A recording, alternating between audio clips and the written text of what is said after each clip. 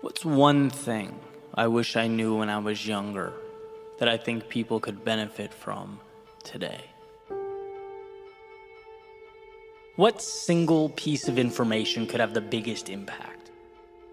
And I spent some time thinking about this question, and the more I think about it, the more the answer becomes incredibly apparent. It's that you are in control of your own life, your own destiny, your own future.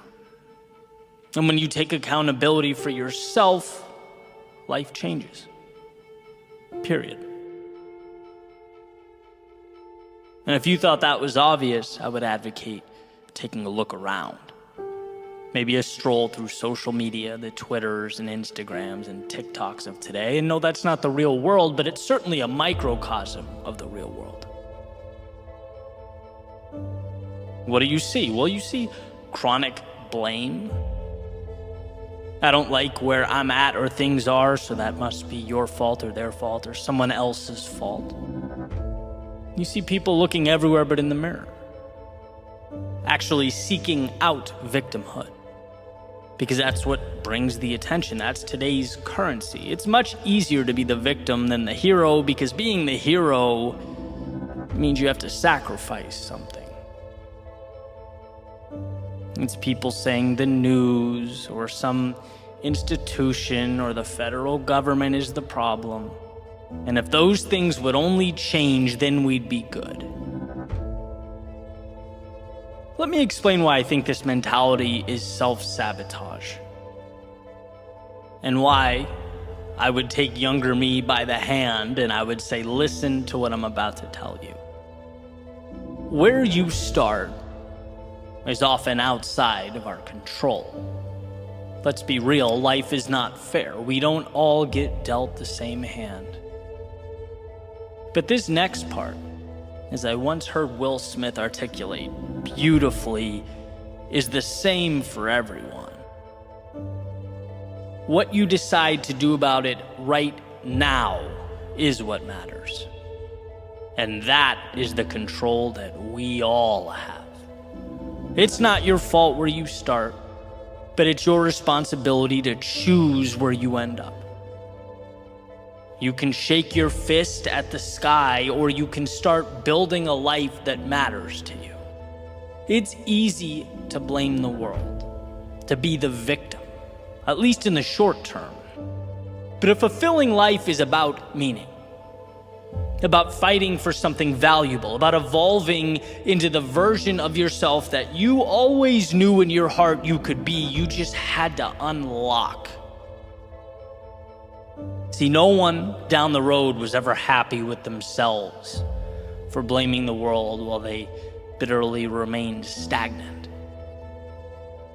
I would say to a younger me, worry less about how you're perceived and think more about who you are, what you're capable of, because that you can always control.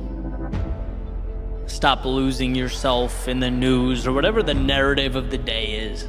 That has nothing to do with your progression, has nothing to do with your very next step. So sure, be informed, but do more, consume less. Because by and large, it's a distraction.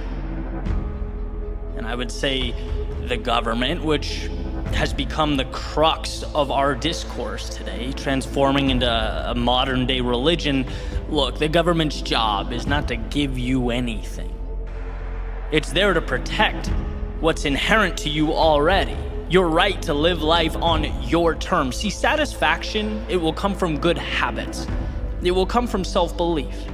It will come from taking risks and failing and learning. It will come from the courage to step out into a world that's completely unknown. It will never come from a self-interested politician or body in Washington, red or blue. So stop whining about political optics and focus on where your 2 feet are taking you right now. Because I promise, in the grand scheme of things, that's what matters. That is your strength.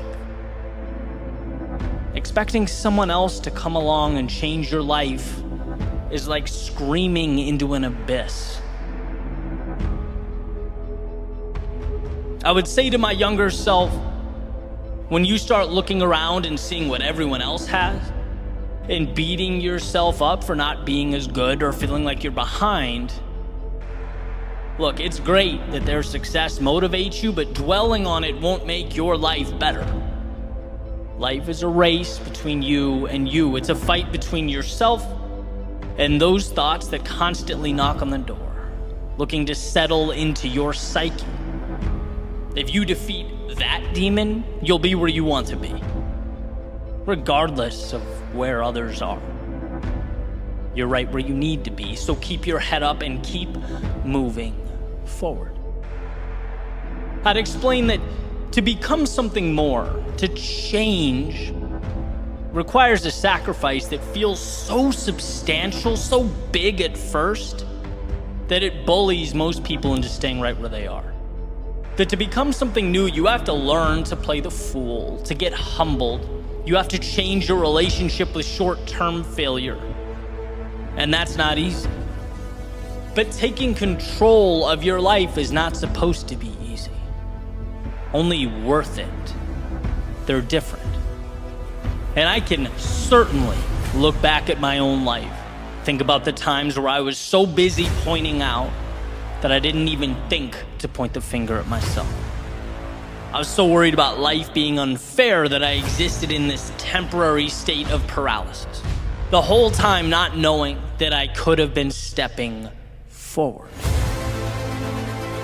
Could have been tapping into the single greatest power I possess, control over my own life. See, every time you feel anger or the need to blame those around you, you're taking the spotlight off of what matters and placing it on things detrimental to where you want to be, to your journey and your future. Even the most unjust, arbitrary things. Let's say you didn't get that promotion you were beyond qualified for, or you were mistreated by someone, or things didn't go the way you wanted them to. You can fill in that blank, but refusing to blame others and immediately taking responsibility, again, even in a situation like that, it gives you one of the greatest advantages in life. It gives you that gift of control. You can now assess the situation. You can now ask yourself, hey, what can I do to change this? You can delve into the why, find the lessons and the value. You can come back and reapproach this thing stronger. Because to blame others, to take on that role of victim, it's essentially living life in the passenger seat. It might be easier, might be less work, less responsibility, but what you never have is control over where that car goes. But when you own it, when you say, hey, maybe it's not my fault, but look, it's mine now. It's my responsibility, the good, the bad, every aspect of my life, that's where you'll find what you're truly looking for.